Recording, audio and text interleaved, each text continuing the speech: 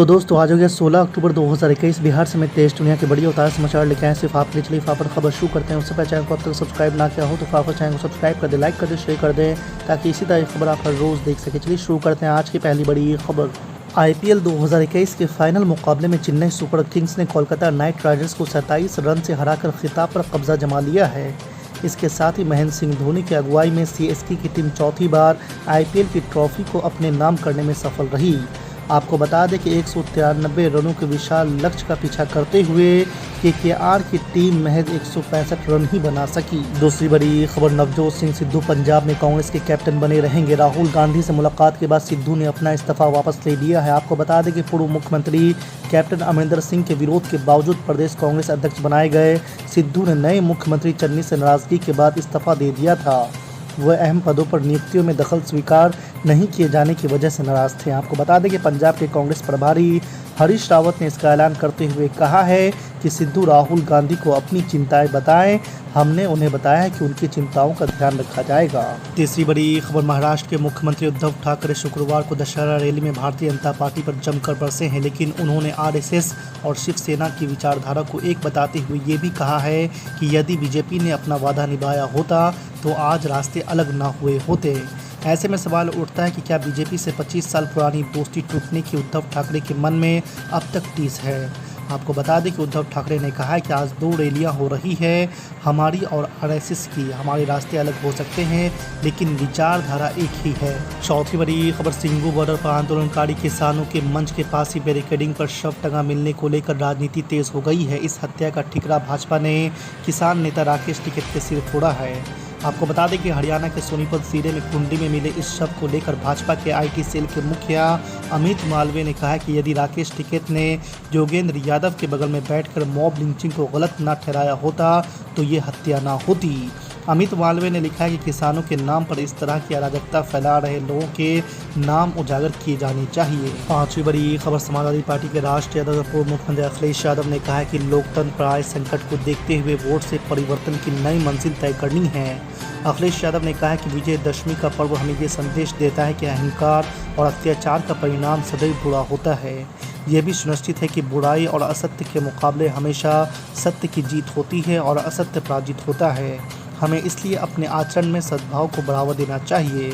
अखिलेश यादव ने कहा है कि समाज संक्रमण के दौर से गुजर रहा है, संकीर्ण मानसिकता के चलते आपसी सौहार्द बिगड़ रहे हैं। छठी बड़ी खबर, बिहार की 2 सीटों पर हो रहे उपचुनाव को लेकर कांग्रेस ने 2 इंचार्ज नियुक्त किए हैं। कांग्रेस के राष्ट्रीय महासचिव KC वेणुगोपाल की ओर से जारी सूची के अनुसार पूर्व सांसद रंजीत रंजन को कुशवेरस्थान तो चंदन यादव को तारापुर का इंचार्ज बनाया गया है। आपको बता दें कि पार्टी के स्टार प्रचारकों की सूची में कोई पिछड़ी जाति से नेता नहीं थे।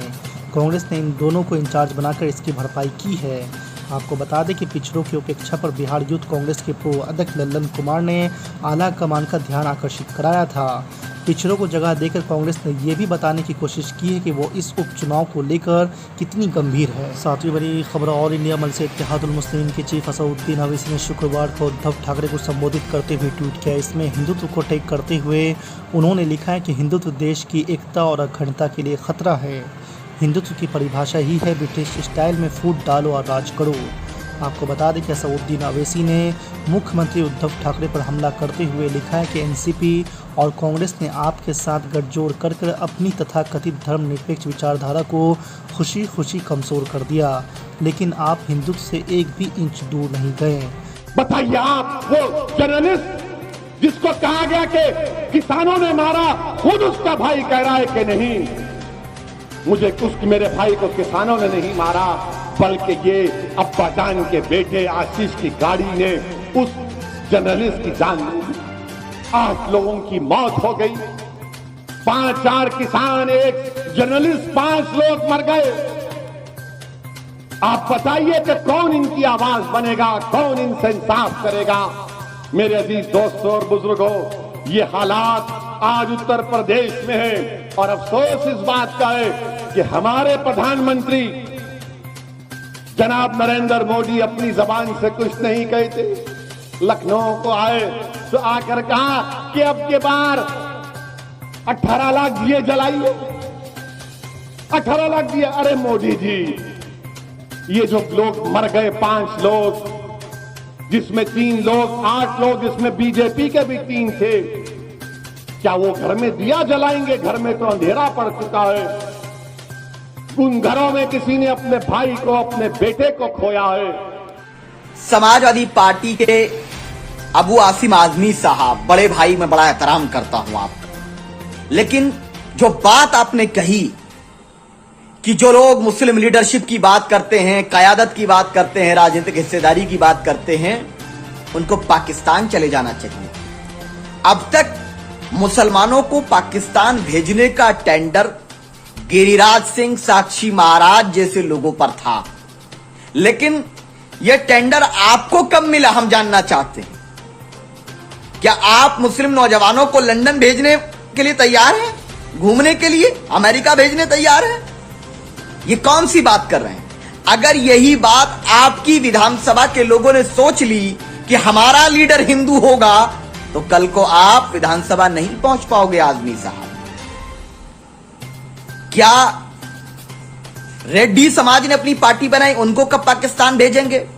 यादव समाज, कोरी समाज, ब्राह्मण समाज, दलित समाज, राजभर समाज और तमाम समाज के लोगों ने अपनी अपनी पार्टियां बनाई, राजनीतिक हिस्सेदारी के मकसद से बनाई, क्योंकि जिस समाज की पार्टी नहीं होगी, नेतृत्व नहीं होगा, यह कान खोलकर सुन लो, उसको न्याय, पूर्ण न्याय नहीं मिल सकता।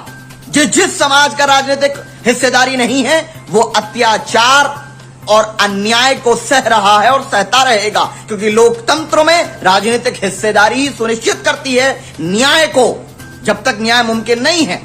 आप इनको पाकिस्तान कब भेजने वाले हैं? सबको आप अपनी नाकामी, अपनी पार्टी की छिपाने के लिए क्यों ये सब कर रहे हैं? मौलाना कलीम सिद्दीकी साहब गिरफ्तार हुए, अखिलेश जी गिरफ्तार हुए, तो सपा का एक आदमी आंदोलन में था, लेकिन आजम खान साहब, कलीम सिद्दीकी साहब और तमाम ऐसे लोग हैं जिनकी गिरफ्तारी पर कोई आंदोलन नहीं, कोई प्रदर्शन नहीं। और याद रख लीजिए कि उत्तर प्रदेश का मुसलमान समझदार है, मुसलमान अपनी लीडरशिप खड़ी करेगा। अब गुलामी नहीं चलेगी। आपको मुबारक हो गुलामी आजमी साहब, लेकिन उत्तर प्रदेश का मुसलमान अपनी पॉलिटिकल लीडरशिप, पॉलिटिकल पार्टनरशिप के लिए, इंसाफ के लिए खड़ी करने का मन बना चुका है। वो जमाना गया जब बार बार आप आते हमारे घर को, बड़ी बड़ी बातें करते और कहते कि अगर आपने सपा को वोट नहीं दिया तो भारतीय जनता पार्टी जीत जाएगी। तो याद रखिए इस बात को कि भाजपा को हराने जिताने का टेंडर मेरे नाम पे छुटा हुआ नहीं है, मेरी जिम्मेदारी ही नहीं है। यह जिम्मेदारी उस यादव समाज पर भी है, दलित समाज पर भी है, पिछड़े वर्ग पर भी है।